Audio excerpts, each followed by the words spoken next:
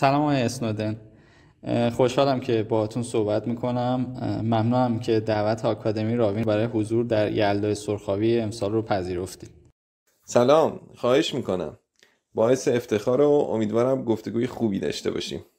شما فرد شناخته شده ای هستید، ولی قبل از توییت هایی که به فارسی نوشتید کسی نمیدونست شما به فارسی تسلط دارید. آره، در مورد توییت ها بعضیا فکر کردن من از کسی کمک گرفتم، ولی خب سورپرایز، من به فارسی مسلطم و با جزئیات زیادی حوزه امنیت سایبری در ایران رو دنبال میکنم.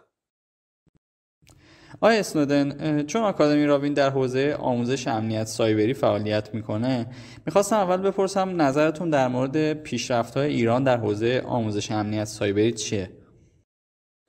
من فکر میکنم با وجود تحریم‌های آموزشی که ایران دچارش بوده، ولی گام‌های بزرگی برداشته شده. من میدونم که تو ایران همیشه بودجه‌های خوبی برای تربیت نیرو اختصاص داده میشه و آموزش امنیت به صورت آکادمیک وجود داره، مثل دانشگاه سنت که کاملا نمونه آمریکایی خودش رو بی‌اعتبار کرده و همچنین مدرسه SOC. من پیشنهاد میکنم آموزش رو ریشه‌ای تر کنیم و مهد کودک فارنزیک رو هم به چرخه آموزش ایران اضافه کنیم. به نظرتون توی حوزه فناوری‌های امنیت سایبری چطور پیش رفتیم؟ ایران واقعا خیره کننده بوده. به طور مثال سپر امنیتی دشوا واقعا مثل گیوتین عمل میکنه و نمونه مشابه خارجی رو من سراغ ندارم.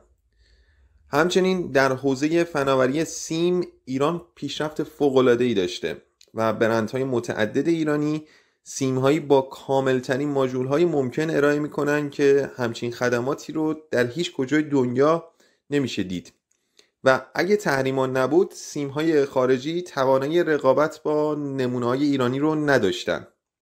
میخوام اشاره کنم که در کنار این فناوری‌ها ایران ثابت کرده که در ارائه زیرساخت‌های ابری امن و نفوذ ناپذیر چقدر موفقه. به طور کلی روند موجود جای امیدواری بسیار زیادی رو داره. پس وضعیت امنیت سایبری تو ایران رو در سطح بین‌المللی قابل قبول میدونید؟ قابل قبول؟ ایران بسیار سرآمد و پیشروه.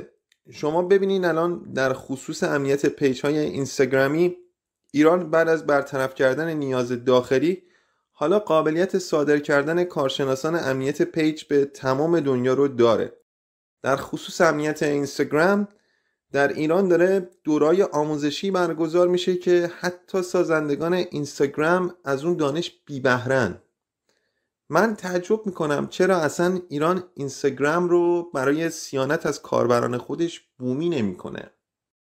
نظرتون در خصوص حملات امنیت سایبری که تو این سالا به ایران شده چیه؟ دیوار موش داره و موش گوش داره.